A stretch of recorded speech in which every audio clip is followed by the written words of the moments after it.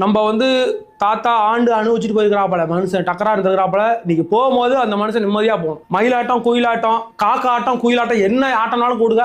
கண்டிப்பா தாத்தா வச்சு சீரு சிறப்பா கொண்டு போய் அடக்கம் பண்ணணும். அவ்வளவுதான். ஒப்பாரி சொல்லிட்டீங்களா? சொல்லலையா?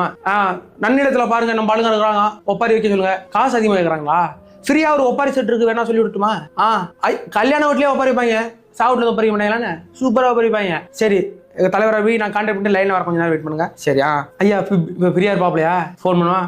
சும்மா வீட்டில் வேலை லட்டி இல்லாம துணிமணி வச்சு போட்டுட்டு வேணாம கட்டிட்டு இருப்பாப்ல வீட்டில் போயிருக்கேன்.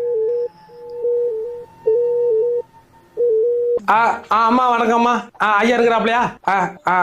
துணி வச்சிருக்காப்லையா? நான் சொன்னா இல்லையா துணி வச்சுட்டு இருப்பான். வீட்டில் வேலை இல்லைன்னா துணி வைக்க விட்டுறீங்களா?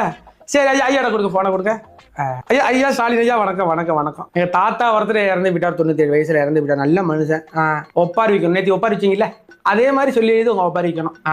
பேமெண்ட்லாம் முன்ன இருந்தாலும் பிரச்சனை கிடையாது. சீரும் சிறப்புமா ஒப்பாரி வைக்கணும். இந்த இளைஞர் மாநாட்டில் ஒப்பாரி வச்சிங்களே, அதே மாதிரியா? லேடிஸ் எல்லாம் அழைச்சிட்டு வாங்க. அந்த மதிவதனி இருக்குல்ல, அவரும் சூப்பரா ஒப்பாரிக்கும். செந்தில்வேலு, ஏவாவேலு, சேகர்பாபு அலுவலகத்துக்கு தனியாதா சேகர்பாபு சூப்பரா வருவாப்லையா? என்ன தெரியுமா? குளத்தூர் தொகுதியில் அழிச்சு பண்ணி நான் பார்த்தேனே. அவெல்லாம் கொண்டு வாங்க.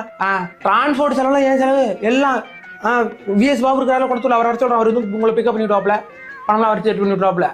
சரி வந்து சேருங்க, சீக்கிரம் ஒப்பாரிக்கணும். வந்துடுறீங்களா? சரி வாங்க வாங்க வாங்க வாங்க. ஒப்பாரி வைக்கிறது கூட இப்போ எல்லாம் ஆள் செட் பண்ணியாச்சு.